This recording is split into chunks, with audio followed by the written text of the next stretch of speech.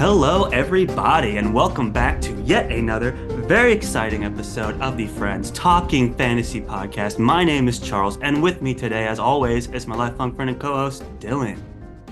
I'm ready to talk some fantasy with my friends, Charles.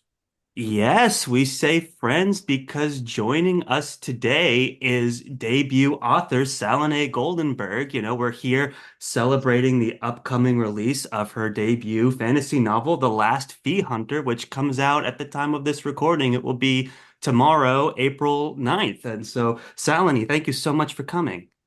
Thank you for having me. Really excited. Of course, the pleasure's all ours. Like we mentioned, The Last Phi Hunter coming out very soon. Very exciting. How does it feel with your debut novel about to come out? How's your experience been so far? It's been pretty great actually. I mean, there's been some ups and downs, there's been some things here and there that I was like, I wish that would have happened, but in general, I'm feeling like pretty good. Like I think I've reached this sort of like zen where I'm like, you know what? Whatever happens, happens. If it flops, it flops. If it blows up, perfect. But I'm good with just being able to put out my first book and seeing the reception and just having that opportunity. So it's been great. Awesome. No, that's glad to hear. I can only imagine like writing a whole freaking novel, which congratulations on that, by the way. I don't know Thanks. how authors do it. And then to just like put it out there too. It's as a debut author. So it's very exciting and congratulations. And the Last Phi Hunter is described as a mythical dark fantasy, and I have equal parts smart, exhilarating, and delightfully fun. And we had the privilege of being able to get an advanced copy and read the book. And yeah, I was, very impressed by it. It was a lot of fun. It's definitely one of those, as we are big fans of like the grim dark genre, and we love a lot of like action and monsters and magic systems that bring into the fighting scenes. So we had a really good time with it. And I guess the first thing that we want to do before we get too far into it, because we have a lot of questions, is why don't you just give us like a quick pitch of the book for those listeners that haven't heard of it before, since it hasn't come out yet. Sure. Yeah, The Last Phi Hunter is I called it a mythic dark fantasy, and it's inspired by Thai folklore and culture. It follows the sort of journey of this Phi hunter, which Phi is a hungry ghost in Thai culture or Buddhist mythology, I should Mhm. say. And he's on his way to hunt a legendary demon that's going to bring him like a lot of glory and renown.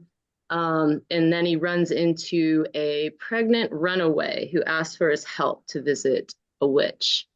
And then as the story unfolds, he finds out that she has a lot of secrets and that those secrets can potentially change, the fate of the country. The stakes start to expand as he gets pulled into this journey. So yeah, that's the elevator pitch. Yeah, Yeah, it that's was super okay. interesting to read a setting and a type of inspiration for a novel that was totally unique from anything else that we've read on this show. That I mean, I can't think of anything quite like it. And I was wondering if you could tell us a little bit more, Sal, about the Thai folklore inspiration behind The Last Phi Hunter. Sure, it definitely made comps kind of hard. Actually, no, it was actually the comps was pretty easy. My whole like first pitch was like it's The Witcher, but in Southeast Asia. So that kind of like worked pretty well. But yeah, Right. like the way I started getting the idea for it was actually kind of combining a couple different story threads. I'm like the kind of writer that'll just start writing something random and then probably like abandon it when I'm like, wow, this has no plot or the characters are boring. But I had like two different story ideas.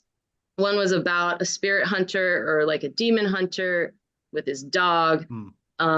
And the thing I liked about that story was that he could like speak to the demon as he was like butchering it and stuff. And I like kind of was like pretty, and his dog, the hound, was kind of this silent partner, which I thought it was cool to have like a partner, not like his dog. So those were the only two things that like I took from that short story because the character was horribly boring.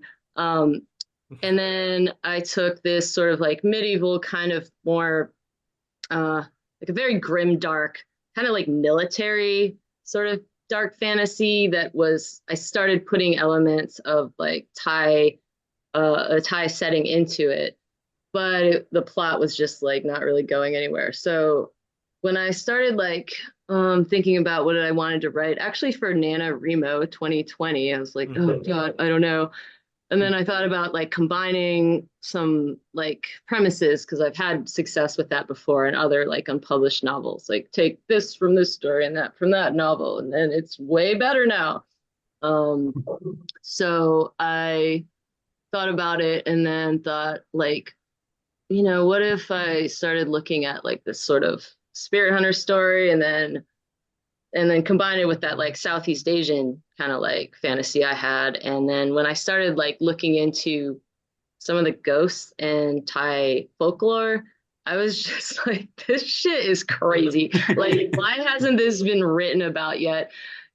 People need to know, like, I think the first one was a Krisu, and I was like, whoa, okay, this is like this lady who during the day looks normal and then at night her she floats around as a disembodied head with like entrails hanging down, hunting people.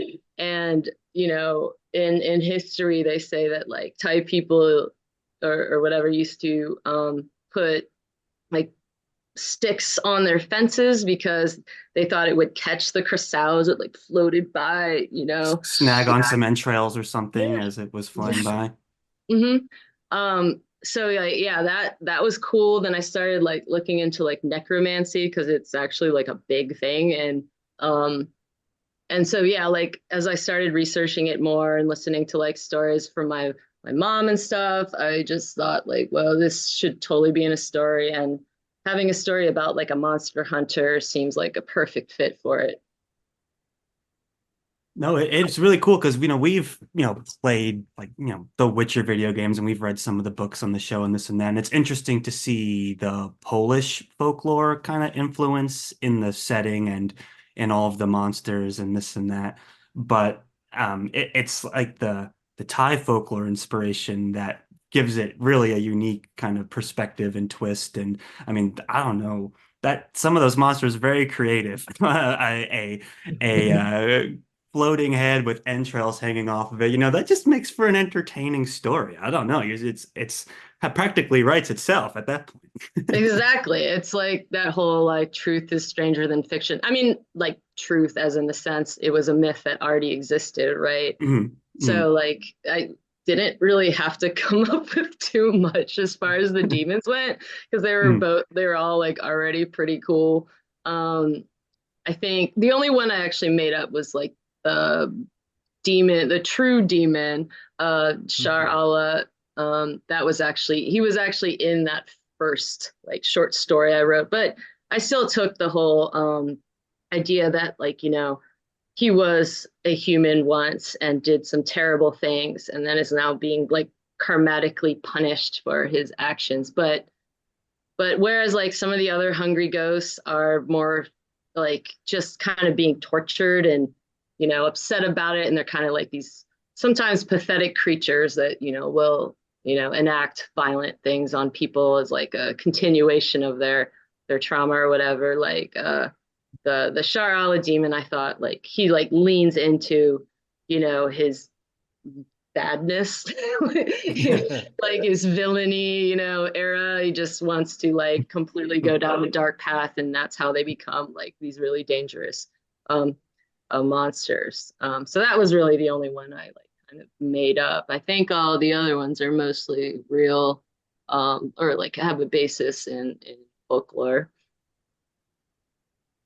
Yeah, and that's really cool that all I mean, all these seems so unique and so different from anything that I've ever heard of. And all that goes to show is my definite ignorance of Thai folklore, and that you did an awesome job of bringing these myths to life. And yeah, it's really cool. It does have a very like mystical sort of like nature driven I guess vibe to it at points. Like there's like guardians of certain areas, like guardians of the swamp and stuff like that. It gives kind of like Princess Mononoke vibes in that way. I just I've been on a Studio Ghibli kick recently, so that's right where my mind went.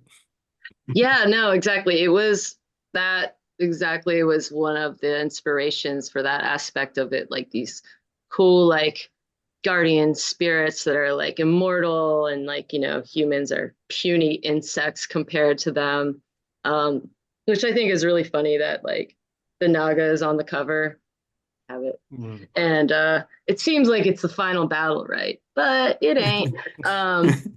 So I liked kind of using that in it, and like, yeah, Princess Mononoke and like, the big boar spirit, I forget their names, and like the deer and stuff. It was all like really intriguing, and I like that sort of mystical vibe, especially wait, how many spoilers are we doing? Okay, I won't spoil it. I was about to, but I'll stop. And like the Hound too was actually like very almost one to one with oh God, I forget the name of the the wolf that Princess Yeah. Mononoke kind of like is her like mother basically. But yeah, like that whole like her talking to him and stuff or her and stuff like that kind of really inspired X's relationship with the Hound.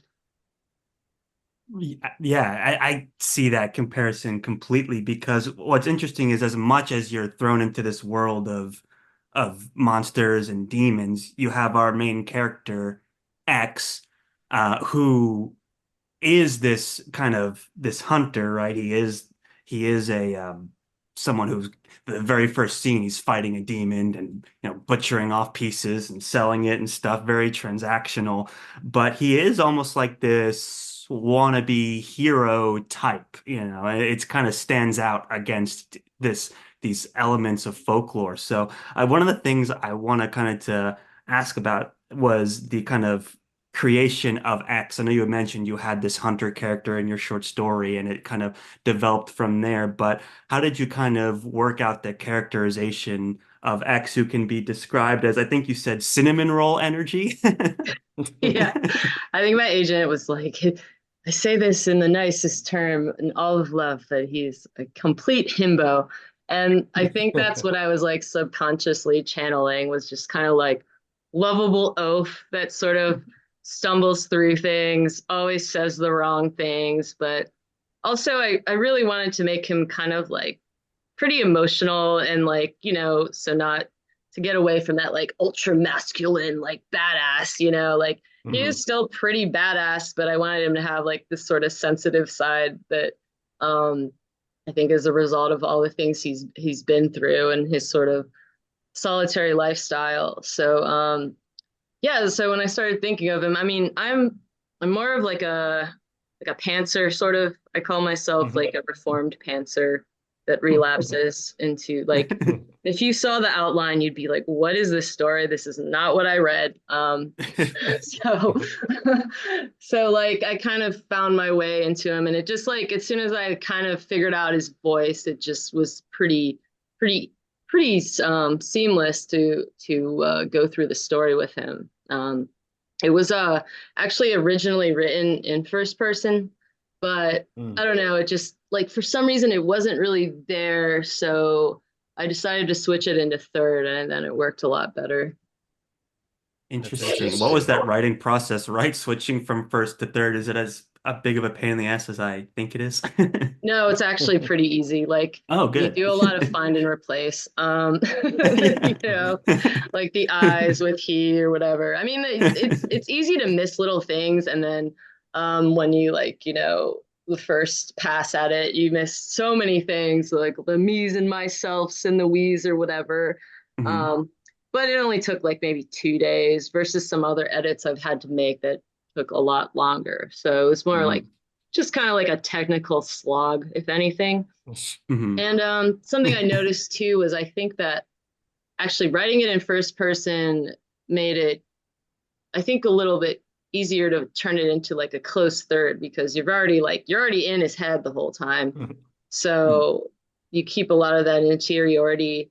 Um, so that might even be a little like writing trick if you're trying to do that, get in someone's head like really close because when it's like I looked here, or I went there, they're gonna have a very like narrow camera focus that you Hmm. can sort of count on them not noticing something like creeping up behind them. But I think that third offered like a little bit more leeway into stuff that was happening in the environment and other characters and that kind of thing.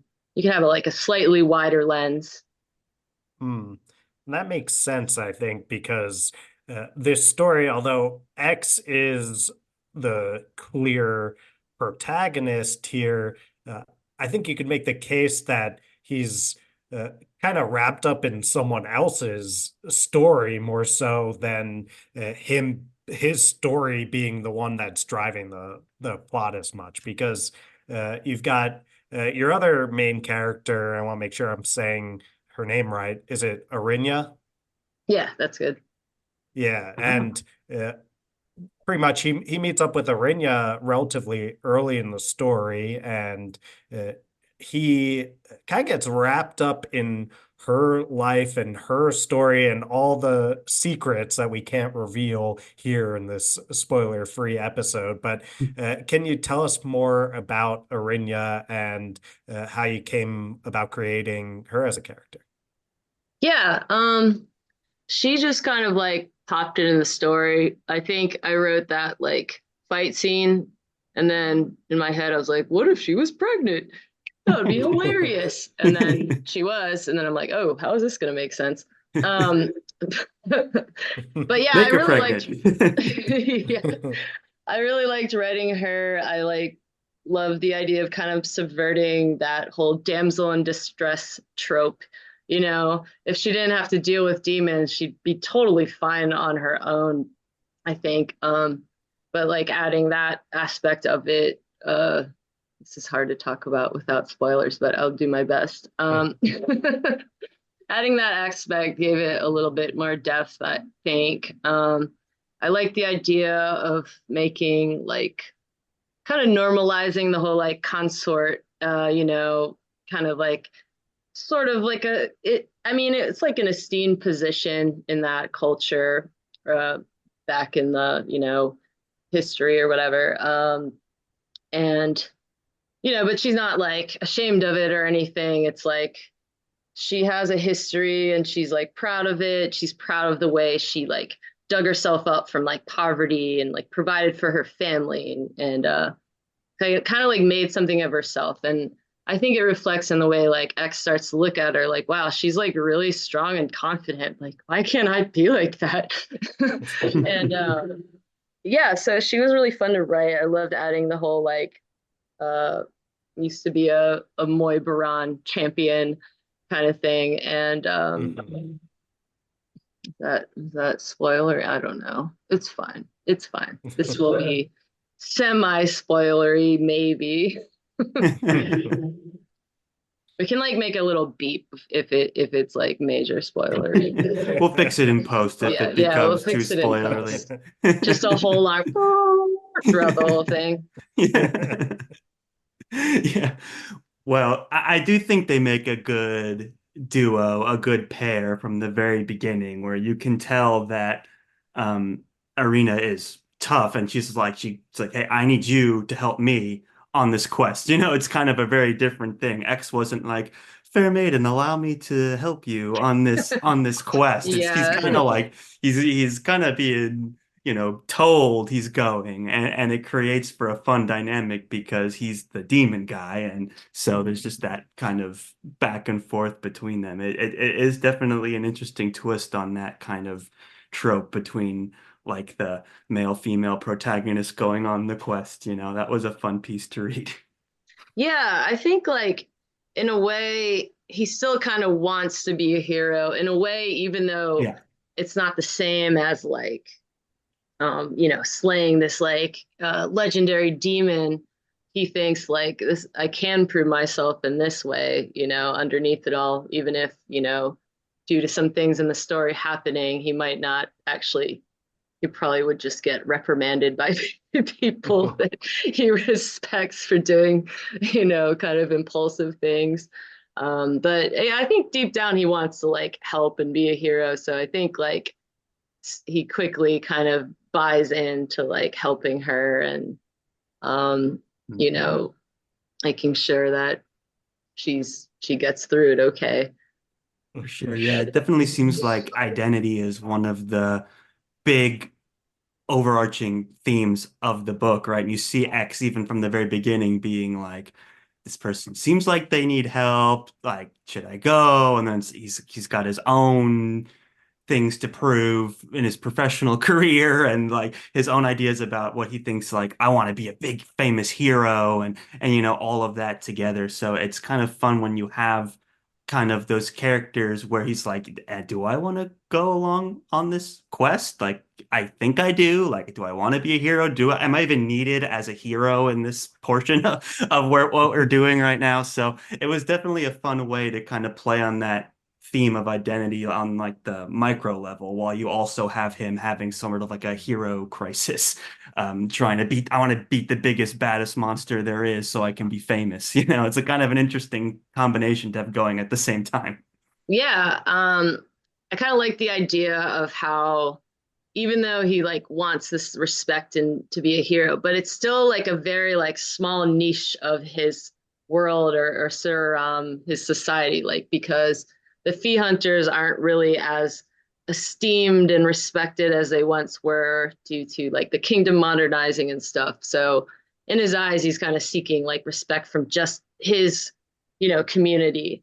Even though like him being who he is kind of is looked at as suspicious or not as respected, like oh these guys like what are they even doing, like there's no monsters anymore, like like this silly Right. superstition, even though it's like yeah there's definitely still monsters, bro. um Yeah. but yeah, I thought it was kind of interesting, like he does have his own sort of identity, but then like getting drawn into this like larger like society where he's dealing with what's the word? He's dealing with the people outside of his community and like how he wants to be perceived by them. I thought that was like a fun balance to try to make. For sure, for sure. And Yeah. one of the things that I'm kind no, like speaking of identity, it's like there's so much about the book that we've talked about that I think, a lot of people would be drawn to. So definitely check it out. But one of the things I kind of want to pivot and learn more about you, Sal, and how you got into writing fantasy novels and, how you became a debut fantasy author. What's some of your professional background? How did you get into fantasy writing? Oh, okay. Well, I've always I've always been like a writer. Like when I have that typical like when I was a little baby. Like I was trying to write stories before I could write. Like I'd draw picture books basically and do like gibberish and I'd be like, Dad, can you translate this? Basically. And he would like write the captions. I wonder if I still have those somewhere. But I've always like really been interested in that and writing stories. And then I wrote with one of my best friends, Brandy Shattuck. Just gotta shout out my girl. But like Shout out. we were big. This is so funny. Okay. We were we were like huge like Final Fantasy nerds in the 90s. Ah. And Oh so boy. we didn't know what we were doing, but we were writing like Final Fantasy fanfic before the internet. Like just kind of like the most You ridiculous basically stuff. invented Final Fantasy Oh fan yeah, I totally fiction. Yeah. invented it, on like this loose leaf paper. But these like we would just write these like really long. We had binders full of like, Wow. world building and stuff, even though it was, based on Final Fantasy and all these characters we loved. But so I wrote a lot, like, as a kid growing up, but it really never occurred to me that I could be like an author, like a professional author, like not at all. Like it seemed like something like, like a rock star thing that like not, it's like one in a million, like, I don't know, or like home ownership. I don't know. Something that I was like, "Ah, it's not for me. How could I ever Just as do that?" elusive. Yeah. Exactly. Um, so until like one day, same friend was like, called me from the Barnes and Nobles, and she like sent me a picture, and she's like, "I've read this book. It is trash." I don't know what it was. It might not have been. I'm not gonna like, call anyone out. But anyway, she's like, "This book was so horrible." She's like, "Why can't we like write, and get published?" And it was like, huh, I never like even thought of that. That's a thing you can do. So I started looking into it, and we went through the whole like learning curve of like, what is an agent? What is a publisher? Like, how do you get published? Like, it's a whole ass I just picture thing, you going to Google how to write fantasy book. Enter. Exactly. It was like, I had the writing down part, but I did not have the whole like publishing industry down part Yeah, down. the whole business side. Yeah. Oh God, yeah, it's a whole thing. And so that was like a huge learning curve, like, okay, how do I get an agent? Blah blah blah. So, I started doing that, and I wrote, I don't know, maybe like 6 novels. I didn't query all of them, but some of them, many of them. And, of course, maybe have like some requests here and there, but, nothing panned out until this one. I actually sent it into, I was querying it for a while, not getting many requests. I sent it into like kind of on a whim. Angry Robot has this open submissions period.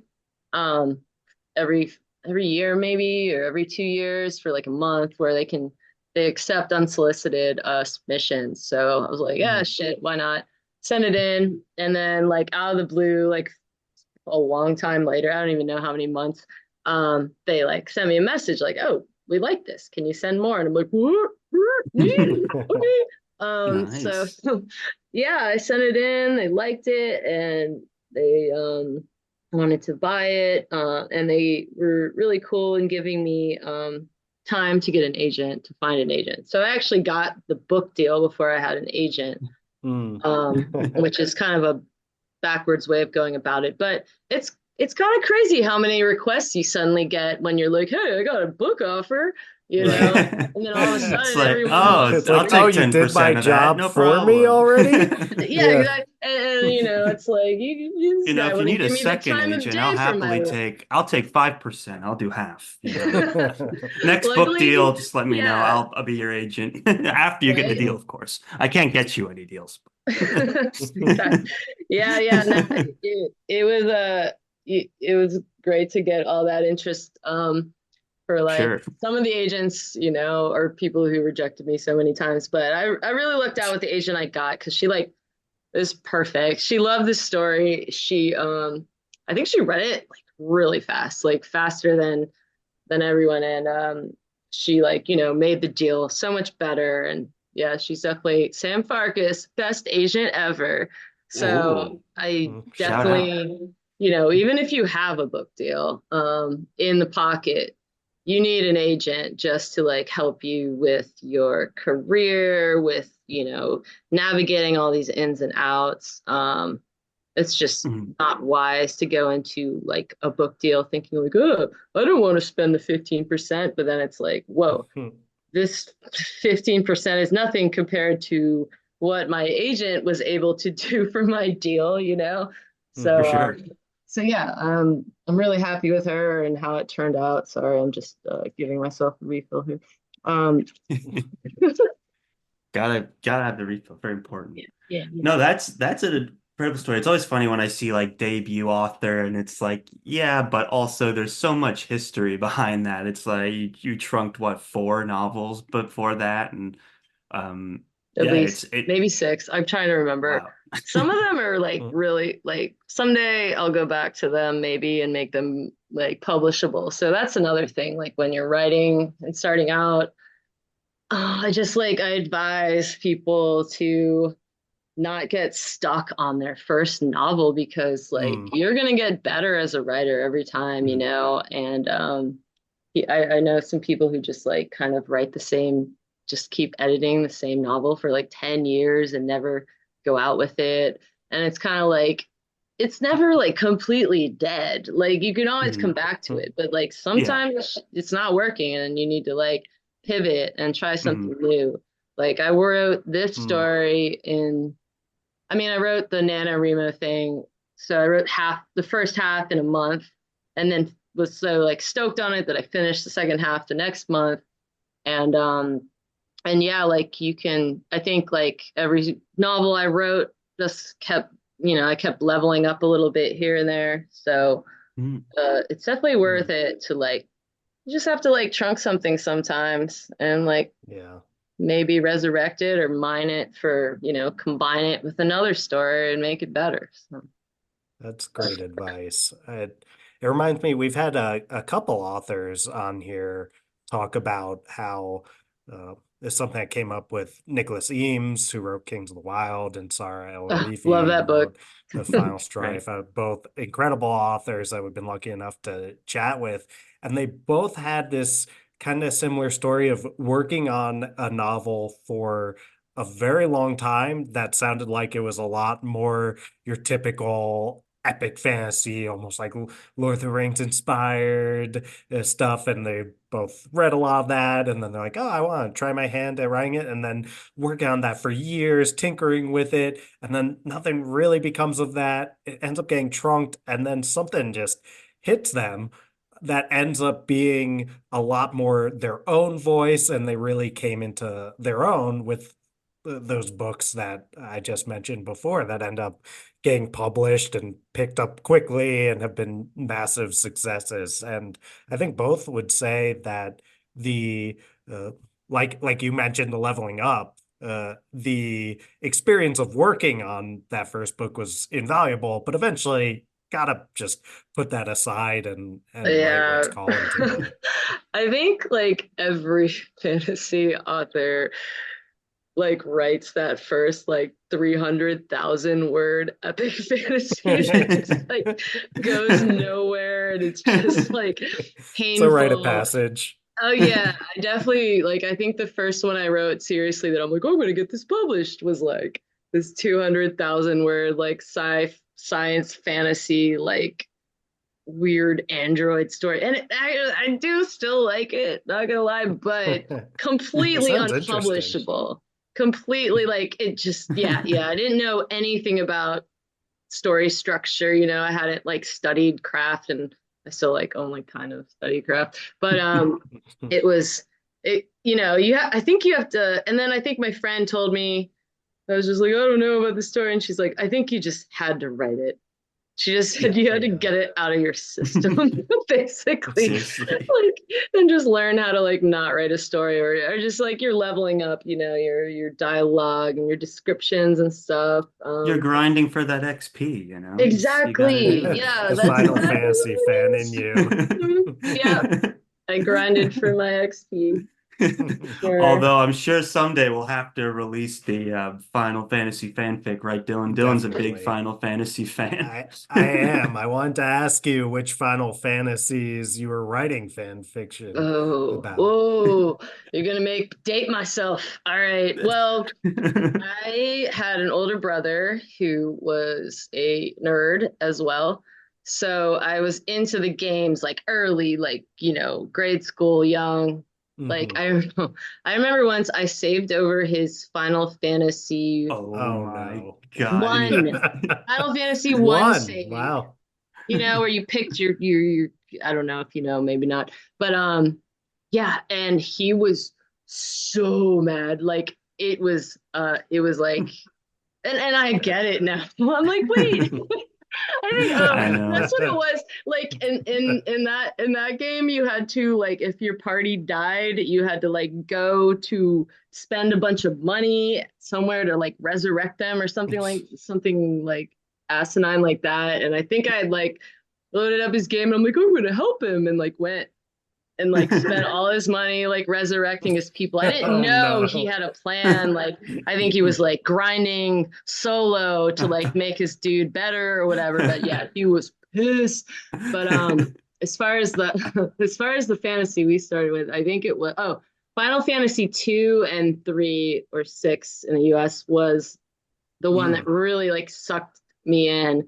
And especially 6, like yeah. or 3. If you play it, I don't know if you all have played it, but it's just like really different than a lot of the other Final Fantasies. I feel like the themes they explore in that, there's like, you know, it's like it's pretty dark, you know. There's like Mhm. suicide and like slavery and like just like death, like well, death in a way that I don't know. It was such a cool world with the magic tech and stuff. And I think like I think most of our fanfic was like I think it was Final Fantasy 2.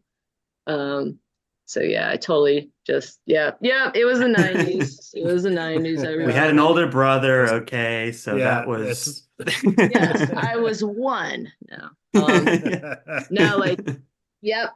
Yeah, that was it. And I liked, all those old like Square Soft at the time, not Square Enix games like Mm. Chrono Trigger and Mhm. Secret of Mana, like so those were fair game, so yeah, that was those were the main games I think that we were writing about. Those are very Gotcha. exposition heavy games as well. I never Dylan's the expert. I've never played them, but all I know is that the story is very complicated. In which one? In Oh, all of Final Fantasy, like they've remade 7 like what, three oh yeah. times, 4 times. It's very different Yeah. than the original, though, I'll say. But yeah, 6 is a classic. That's one that I think the uh, like big Final Fantasy nerds will usually say is the best one or their favorite, right? Like Oh they're like yeah. I 7's too mainstream. I really judge But people by which Final Fantasy is their yes. favorite. Which one is yours? So mine is 8, which is like a kind of Really? weird choice, I know. Okay. Yeah. Okay. Yeah, I mean, I'm a sucker for a good love story, and I like it in that one. But I kind of like 7 through 9 were really my like were peak Final Fantasy Definitely for when it me. became, 3D. And maybe that sucks you in a little bit more. But yeah, I love 7 too. And oh yeah, the remake. Yeah, they just like really leaned into the weird with the remakes, I think. I've only Yeah. seen clips. It seemed kind of odd. Like eating sandwiches and chasing birds and then fighting guys with giant swords. Yeah, I was definitely like, I don't remember this, but I think like at some point in the last, I don't know how many years I played, like I think I got a copy on something of Final Fantasy VII, like the original, but like a emulated or new version or something. And I was like, I forgot how weird this game was. Like the whole like Yeah. dolphin jumping mini game. I'm like, what? This is horrible. Like, how did I have patience for this? But like, I guess as a kid, you have a lot of patience for like these brutal, save points or whatever. But Right, I right. much prefer the modern games where it's like, all right, we're gonna checkpoint you every like 5 seconds. Like, Yeah. good, thank For you. sure. Keep with that Yeah. new attention span that we all have these days. I say So that, yet I'm a it's Soulsborne fan, so I don't know. Oh Maybe man. I think I'm kind of masochistic. well, Definitely for on the those games. topic of video games, you also have a professional background working in gaming. It's you've created narrative trailers for Skyrim, Fallout 4, and Dishonored, and now you're producing videos for Minecraft. Can you tell us about that? Oh yeah, sure. I worked in the, well, I still work in the game industry for many years. I think oh yeah, I started at Bethesda with Fallout New Vegas, which it was Great like game. my dream because I'm like a huge sci-fi slash dystopian fan. Probably honestly more than fantasy, but don't tell anyone. We won't But tell. Secret no one will safe know. with us and all our listeners. Yeah. And I was a huge fan of Fallout, 1 and 2. And so when I saw New Vegas, I'm like, I must get this job. And so I ended up doing like the trailers for the Fallout New Vegas DLCs, and then we were working on Skyrim, which was freaking awesome. Yeah. Um, That's and the I love New yeah, Vegas, but Charles I is a saw that I was huge like, oh yeah, there we go. And that yeah, was so cool. That I would did be like most of a it. crazy thing. Like that must have been so cool. Charles Yeah, put it his was. hundreds of hours in on Skyrim for sure. Oh man, me too, buddy. Like because when I was making these trailers, I would have to play the games. But a lot of Of times when you're course. making a trailer, you're doing like kind of the same scene over and over, trying to get the perfect shot, doing all these console commands to try to like sort of program this and that to like do what you want. Mm. So I played hundreds of hours in Skyrim or Vegas or any of those games, Fallout 4, or the other like Dishonored and Evil Within, blah blah blah.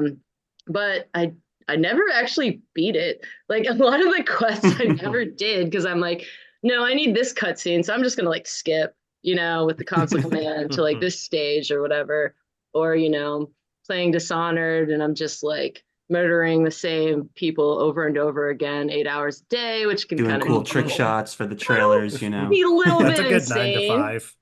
Oh yeah. And it would be so funny to like, someone would come into my like video suite and be like, what you up to?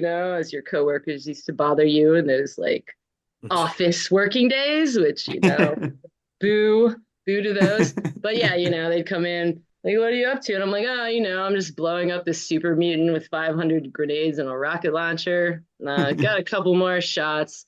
Got a, skin Got a these deadline to dudes hit. and These guys aren't gonna blow Yeah. themselves up, you know? yeah, exactly. No, Mondays. 100%. Yeah, so it was a cool job. And so like, building on that whole, murder spree of those like AAA mature games, it's nice to take a break and do like Minecraft. It's very wholesome. I Yeah, love that. right. Who doesn't love Minecraft? It's like Yeah, the most popular game ever of all of games. right. It's great. I love it.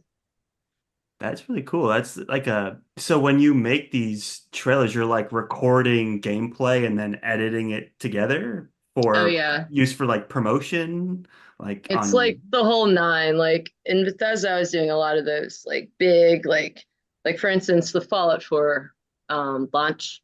No, the Fallout 4 announcement trailer was like probably the most complicated one, and it involved like working with animators and character artists and programmers to kind of create this.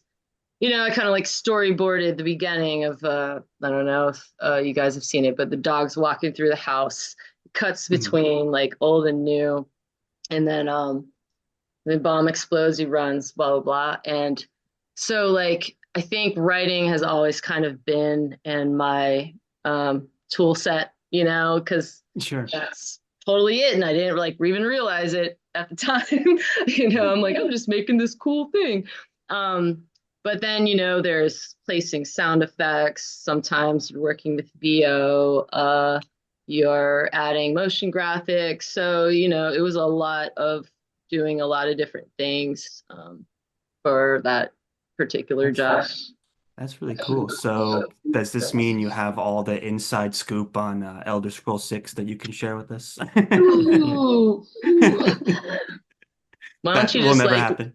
Oh, I think you guys We'll should beep just it like, out, we'll fix it yeah, in post. You let's can just tell beep me. out like at least 10 seconds of this just to like drive people insane. And then after this beep, just be like, holy Right. shit. Oh my God. Yeah. I Seriously. cannot believe that. That is just, this is going to be the best game ever. And I'm that's it. sorry, but I'm going to have to kill you now. Yeah. Worth it. So the other thing that we wanted to mention, besides all that super cool, video game story, because it is like making these trailers and like trying to construct scenes of a game to a trailer is kind of story crafting. So that's like a really interesting parallel. And then, the book's very action driven as well, killing monsters and stuff. So, it's interesting to see some of the connections there. But we also got to see in kind of this little bio of yours some of your favorite books. And, as much as we like to judge people by which Final Fantasy book, game they choose, we found it interesting the Joe Abercrombie book that you chose as your favorite book, Best Served Cold. Yeah. And we put some respect on that. That's a good choice. Does? I don't know. Something about that like sort of standalone revenge story, the gathering, gathering the crew Right. to do this heist or whatever. I just like really loved that. I mean, I read all of Abercrombie's stuff, like the First Law. I don't think I've read the newest series, but no, I haven't read the newest series, but the First Law and then the spin-off novels I really enjoyed. I thought the character was really cool. I think my favorite, of course, was his name Casca, the like kind of Nicomo Casca, Yes. famed Nicomo yeah, soldier of Casca. fortune. that dude's the best. I love Right. I love him so much. So That is a great story for him. That's a great one. Yeah. A yeah, I drink, mean, a drink, a drink. I must That's give him classic. a toast. I must pour one out for Yes, pour Yeah. one out for Casca, right? Yeah, so it's kind of the worst, but yeah, that was my favorite one for sure. I think I was like really into the whole like grim dark fantasy because I was a big like cyberpunk fan and that kind of thing. So I kind of like that like darker sort of fantasy that's a little bit less like wizards and fairies and stuff. I want Yeah, blood. exactly. That one in particular had Oh, some nice gratuitous bloody Yeah. scenes in it. I just remember seeing like a guy who got killed and then got crushed in a windmill and kept like oh spinning yeah. back Right, around and like over and that's over. It's like that's the that's thing I hilarious. love about it, like how like there's so much funny stuff in it, but I guess you have to have it like a really dark sense of humor. Like I remember Mhm. there's this one scene with, and I don't really remember completely, but I think it's like the old king or the prince or one of the old characters, and there's like a big commotion in this fair or party or something. I don't know. It was in the but I just remember like laughing out loud at some of the stuff in there, like because Yeah. I think putting a sense of humor, especially if you're writing like dark stuff, is so important.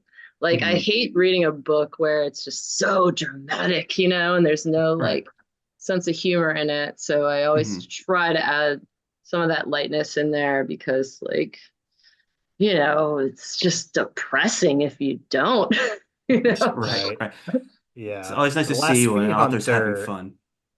Right, Yeah. yeah, exactly. The Last Phi Hunter has definitely a lot of that, and I mean, it has the darkness as like body horror basically, and it's got demons and all this really messed up stuff happening, even from uh, the very start. I mean, in the first chapter, he's like taking a child's head out of a demon he just killed in his body. It's like, Sorry. but you manage to find that Abercrombian style humor in all of those moments to keep things light. A lot of that stemming from, yeah, X is bringing that himbo energy, and the voice is also very humorous. A lot of it in the prose as well. So as Abercrombie fans, we definitely appreciated that. Good. That makes me happy. You always have to have a little bit of a laugh after you find a severed child's head in a demon's belly. Yeah, Yeah. I mean, I It's always want to laugh after I find one. So it's, and also gotta say, we're all looking forward to that Best Served Cold movie when it when it finally Ooh, comes Yeah. out, right? yeah. Starring Rebecca Ferguson of Dune fame. So that I think Abercrombie and crew booked her at the right time. Her star is only rising. Star is rising. That's awesome. Yeah, I'm excited for that for sure. That was the right choice, man. That was the It right was the right choice. choice. It was, Yeah, I it's think, the right choice. That whole Yeah. like gather the team, do the thing, you know. I mean, like we I'm got a 8 people to kill or whatever. So right. just kill them one at a It's time. very Kill Bill. You can see it translating Yeah. uh, to the silver screen. I think that it's also part of why we're like that's a great choice for favorite Abercrombie book is it's where you see Abercrombie figure out, oh, I can tell one full self-contained story in a book rather than in the original trilogy. It's kind of all spread out like story Yeah. structure wise. Like first book is like pretty much all intro and then we go through the rest of the story structure throughout. And he kind of took that along with him throughout the rest of the books that he's written, including his newest series. You can see he's like, oh, I can tell a full story here. And it's got that kind of standalone with sequel potential Yeah. bit to it when it starts out, which is also how I would say The Last Phi Hunter Mhm. reads, like Great very seg. standalone with sequel potential. And that does make us wonder if there's anything else in the works with the Last Phi Hunter world. Yeah, I definitely wrote it as a standalone. I don't know, I just kind of like that one story. I don't want to drag it Yeah. out. Um, but I can't say for sure if there will be a sequel. Not sure. Probably by the time this drops, I might be sure. We'll see. But I do have a pretty good idea for what the sequel would be if there was one. Are there any other exciting? I know it's like, hey, let me at least get my debut novel out Yeah. first, guys. But is there anything else you're working on? I mean, you already wrote that book, right? So what's next? Is there anything, any projects you're excited about that you could talk about potentially? I think I'm allowed. I don't know. Whatever. We can just. I'll just let you know One if we need giant beep. to. Fix it, and they'll Another be like, giant. oh. Yeah, I it's called am. Elder Scrolls 6. Yeah. It's gonna be Space. really cool. um, I am really excited about a story that I am going to be going out with. Well, no, there's no like official news or anything, but I write in a lot of different genres. Every novel I've written has been a different genre. And I want to say I'm trying to decide if it's mostly sci-fi or if it's mostly fantasy. I don't know. I have to make a chart or something. But the one that I'm really excited about that it's in the works is a like a cyberpunk Firefly space opera Mm, thing, but really wow. dark, Nice. pretty funny, and it's dope. So I really hope that I can, get that out there. Then there's Dope, like dark, a and funny. Those are that's a yeah, good there's like combination. a cosmic horror I want to write. There's like some other Wow. stuff. So, I'm one of those writers that kind of like wants to dip my toes into everything. So, if there is a sequel to Last Phi Hunter, it might be the only thing we see because I'm like, yeah, I'm ready to move on. Like, I don't understand how writers can just write in the same universe for like a decade. I mean, like if they really love it, cool, but I don't know.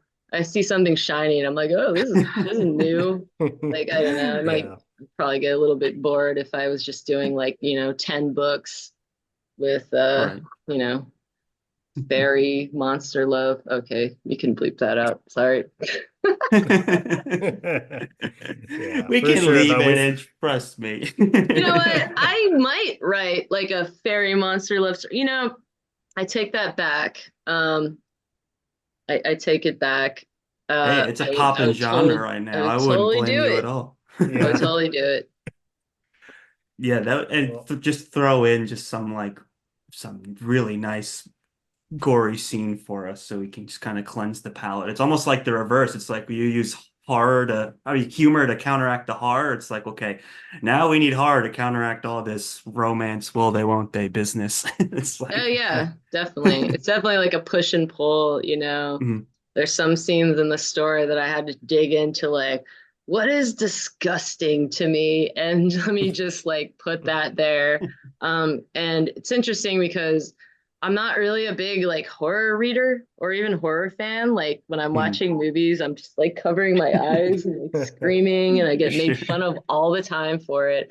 Um, and yeah, I don't read a lot of horror, so and I'm not like a nature person. Like I don't hike. I'm Mm. a city person. I don't go into the No forest. one really hikes. Let's be real. Everyone says they do, Yeah. but they don't. But even like that, like so I'm like writing this story and I'm like, damn, they're like traveling through the forest for like half this goddamn book. Like, what does a tree look like? So, same thing with horror. I had to like figure it out. And I think that's kind of the fun in writing, is kind of pushing yourself into places you aren't comfortable and then seeing what happens and growing from that.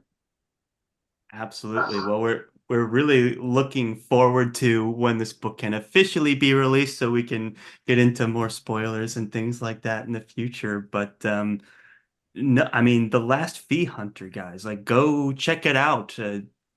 Start researching it by tomorrow. Look at that beautiful cover.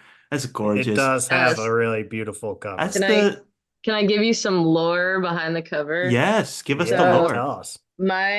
I was very insistent on getting like a, illustrator, and I asked my friend Ilya Nazarov, who is a concept he was a concept he's a concept artist for games, and he worked on with me at Bethesda on games like Skyrim and Fallout. Well, those are the Mm. main games. So he's actually, yeah, so this is his work, and it was Oh, awesome cool. working with him again. And yeah, That is uh awesome. it's beautiful. I Yeah, love he it. did an It is incredible gorgeous. job. It's Yeah. it's so good and definitely fits the feel of the novel as well. So when there's Yeah. alignment there, you get a lot of you want someone who's picking it up and trying to get a sense in the bookstore. Okay, what is the deal with this novel? I think that yours will Yeah. portray that I just really like And that it's shiny. nicely. that's right. Yeah. Angry Robot did a good job of the layout artist, Alice Coleman, I think is her name, and she like laid it out and did the foil, and that's like a very Thai design, so Yeah, Mm. I think it worked out. Yeah. And totally. so I'm Yeah. happy about that. Well, No, it's gorgeous. I can't wait to now pick up a copy because I just have Yay. the PDF of the advanced copy because the book doesn't exist yet at this point in time. So, Oh, we'll have to get a real copy so I can show it off. But it okay. it, it I'll is pull very some cool. strings for you, Charles. Oh, oh. nice. So between that and Bethesda, it'll be perfect. Oh yeah. Yeah. Oh, I gosh. Well, I, go ahead, I Dylan. do want to say though, Sal, we'd be remiss as we're winding down here if we didn't ask you about playing punk music. That was Oh something that my stuck out gosh, to Dylan, me, and thank you. I can't believe we I was almost like, Charles, didn't you talk about best that. not end this episode Oh before yeah. we talk about Is that that a because I Ricken knocker I see in the Yeah, it's background a there? it's like 4001. Yeah. My Woo, pride yeah, and yay. I mean. joy. Yeah, Hell tell yeah. us about that. It says that you play in punk bands. Is that plural? Multiple punk bands? Yeah, I Or mean, yeah, I have at different times played in more than one band. Now it's just one. We're called Sex Faces, based out of hmm? Washington, D.C. We're recording our, so I'm just gonna shamelessly plug, Yeah, recording our plug. LP right now at in Philly. Uh, but yeah, it's always been a part of my life growing up. I've always been in the punk scene. Since I was, a teenager, and just found the community really welcoming, and I didn't really fit in at school very well, so it was kind of a refuge. And then, I learned how to play music. I kind of taught myself how to play guitar, and I'm still not sure how to play guitar, but I still do it. And yeah, like playing is a lot of fun. Going to shows, I love going to shows, so people follow me on Instagram and are like looking for writing stuff, I'm sorry, but your story is gonna have like a blast of like some live shitty noise band I'm seeing that weekend or whatever. And then you'll get the promo like book post after that. So yeah, I love playing music, and met a lot of cool people in the scene, and I like touring, a little bit when I was, had more time and stuff, and we still do every once in a while. But yeah, it's a lot of fun. Doesn't like pay the bills, I mean, But neither does that's writing. real punk music, Yeah, yeah. You can't get rich and famous playing Right. punk Punk music. music Like, that you come on. got rich You're a doing. Doesn't sellout. that defeat the Yeah. purpose? You're not punk anymore if you're rich. Yeah. Like, let's be Yeah. honest. Exactly. Yeah, for real. So you play guitar, you said, or is I that your play instrument of guitar. choice? Yeah, I Nice. mean that's really the only one. I mean, I don't want to say I could play bass. I probably couldn't. You guys have to do a lot of scales, and I don't know what Ah, those you are. could. So I play Charles did guitar. play. I play guitar, Um, mostly rhythm guitar, and I usually sing in a lot of the bands I've been in. Oh, sing, Um, that's cool. yeah, you sh- or I feel scream. like singing in you punk sh- bands is pretty tough on the vocal cords. You got to be yeah. particularly It is, and it was screamy. it was easier to sound cooler when I used to smoke cigarettes, but Mm. now it's like, you don't get that growl as much as some of the earlier stuff I've recorded. I see. Yeah, But that I would might look live different. longer. That's good. That is the Yeah, upside, but balance it of out. Not course ex less you know, cool. you gotta balance it out. Yeah, you gotta Makes sense. balance it. Hmm. Yeah.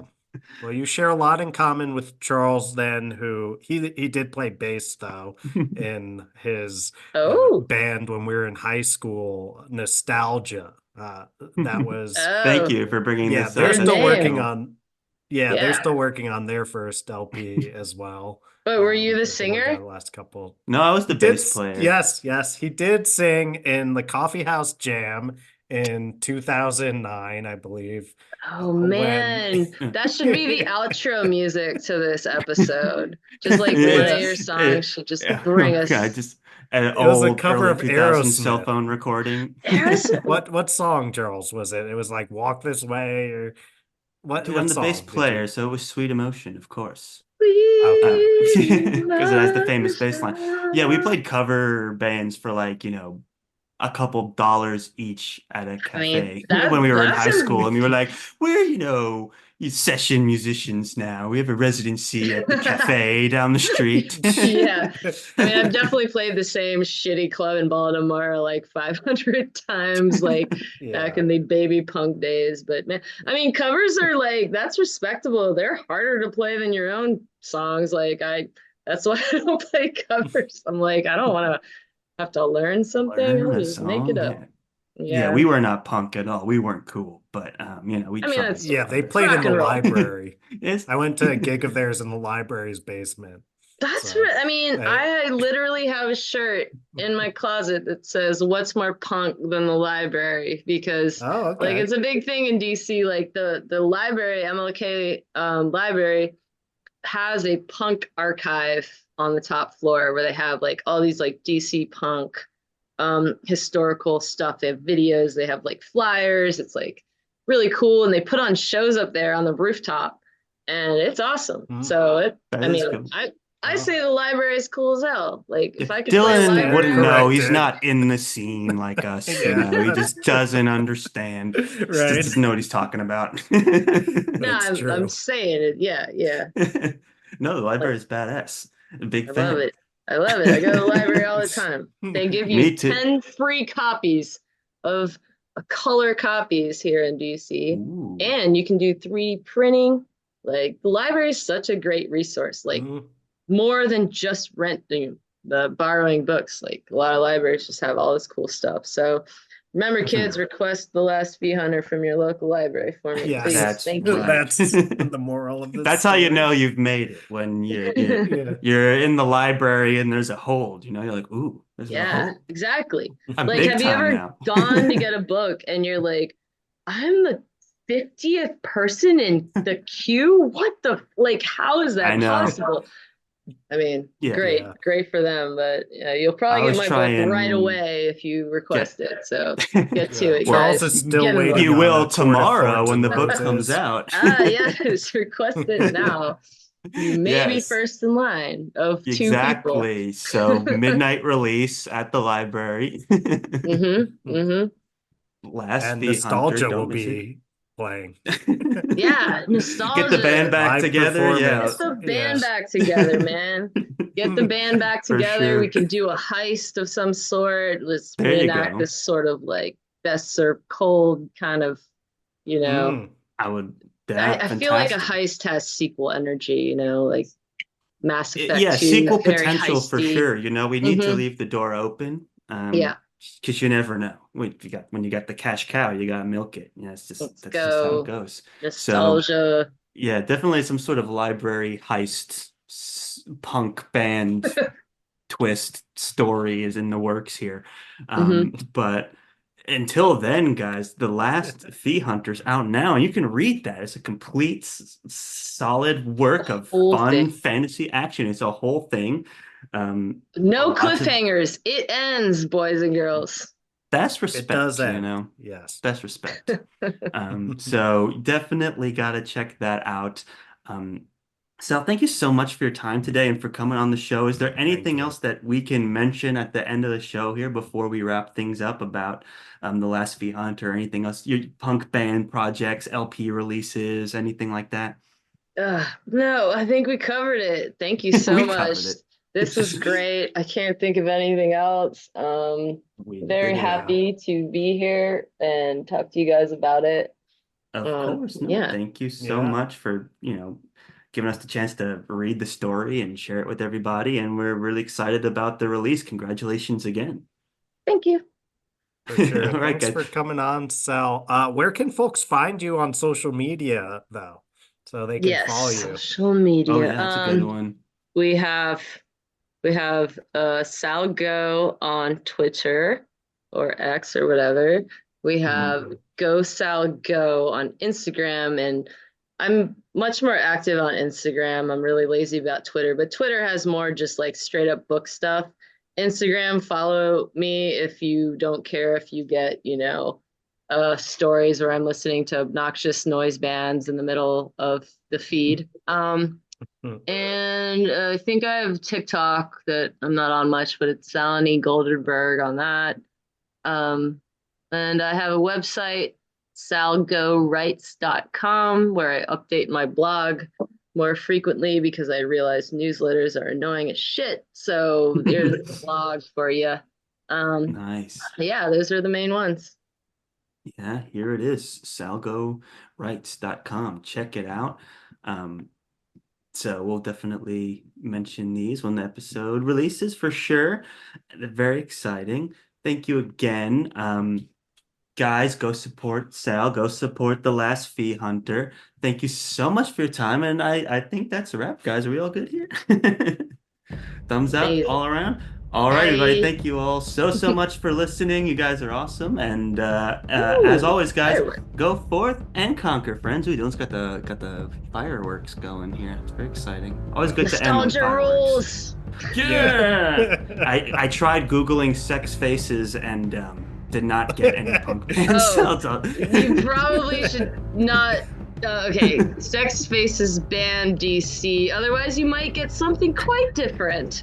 Sex faces band. Yeah. Because I was like, I gotta bookmark this, and then I was forgot like, about it's not that. getting It's like me you might want to where throw I'm that trying on to go. incognito mode there, Charles. Exactly. Your fiance might walk in and see whatever's going on that screen. What kind of podcast is Like, this?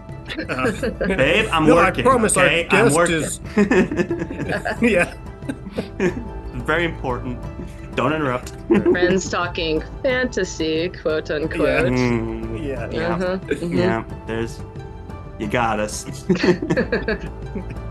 All right, guys. Thanks. Bye, everybody. Thanks, Al.